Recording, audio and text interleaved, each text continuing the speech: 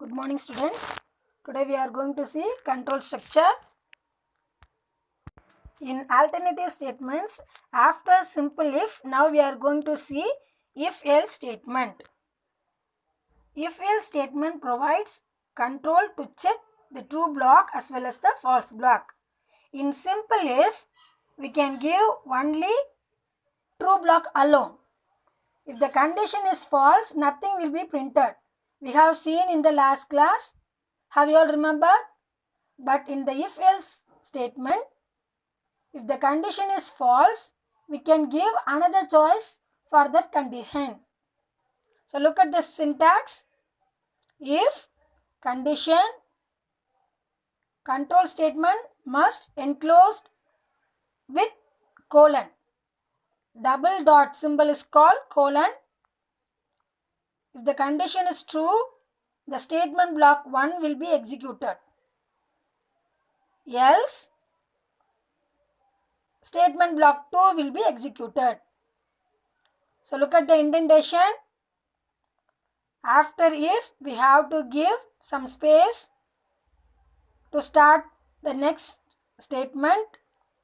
Like that, after else, we have to give some space to the next statement too. Look at the flow chart. It go to the condition, it checks. If it is true, statement 1 will be executed. Otherwise, statement 2 will be executed. After completed, it exits from the loop. Is it clear? Let's see with example.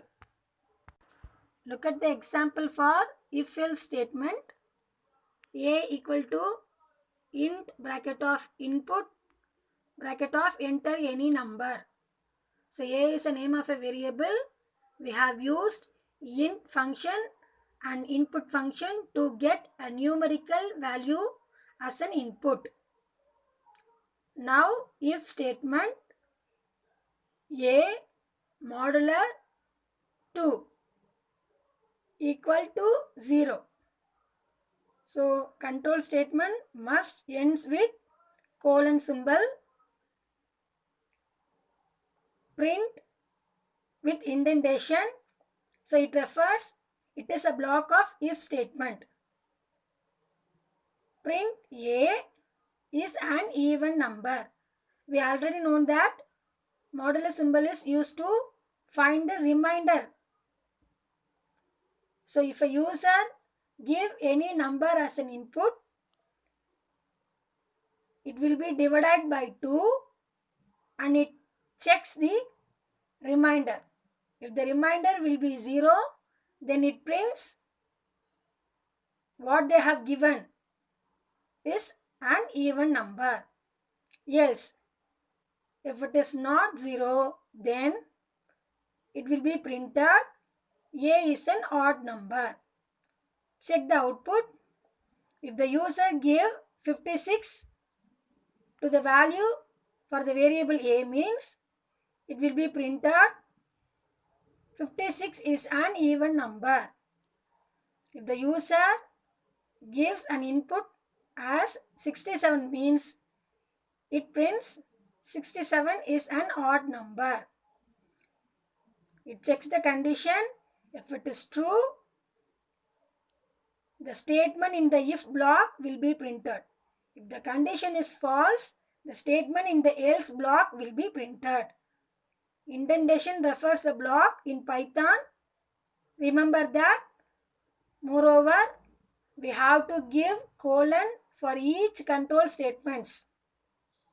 Otherwise, that will be error in the program. In C++, we give semicolon for each statement. But in Python, we need not to put any semicolon for the statements, but we have to give colon for each control statement. So here if and else are the control statement, we have to place colon at the last.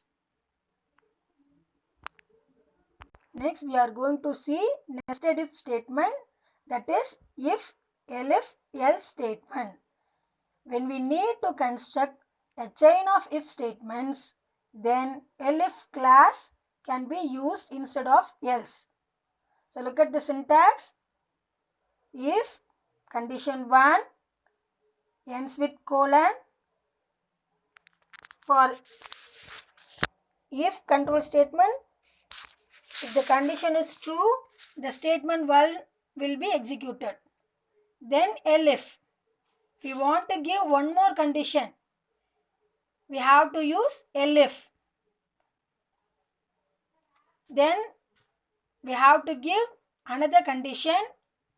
If it is true, it executes the second statement. If both the conditions are false, then the statement in the else block will be executed. Look at the flow chart. Test the condition. If it is false, go to check another condition. If the condition is false, the else statement will be executed.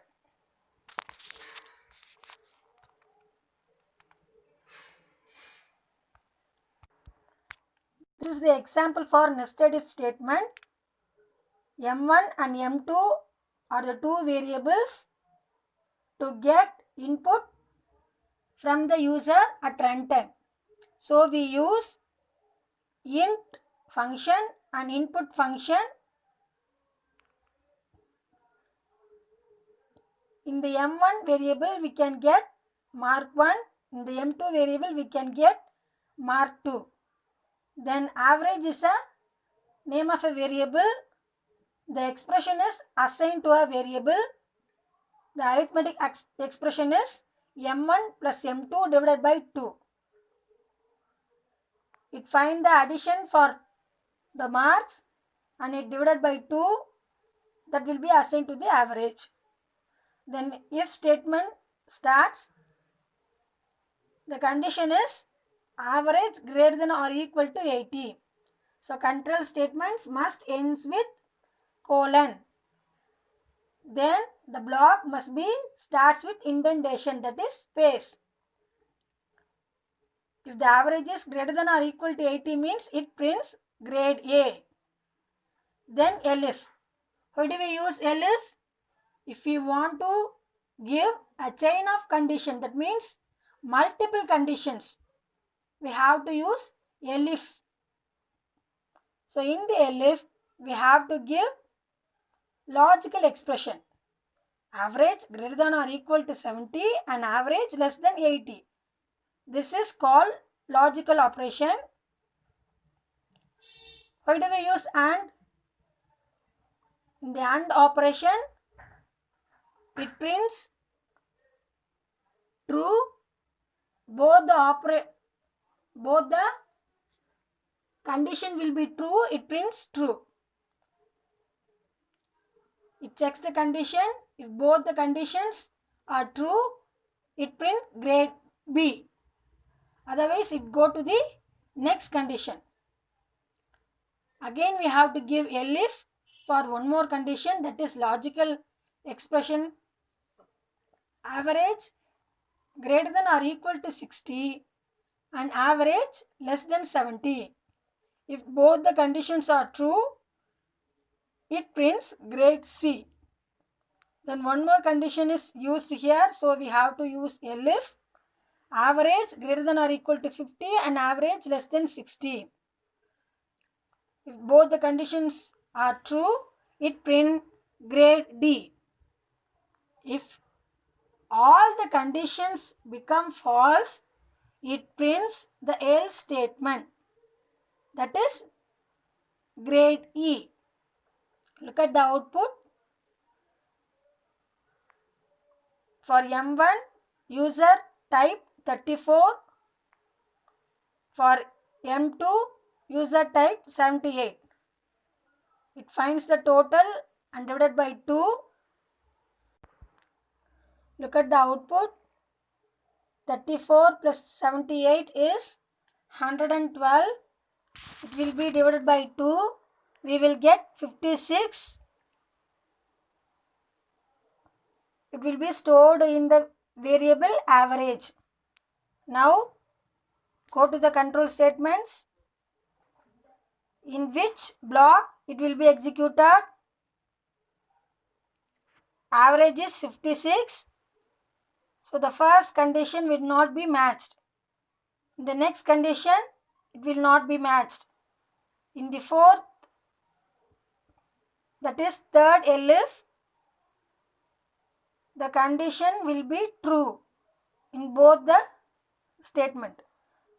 56 greater than or equal to 50, it is true, and 56 less than 60 is true.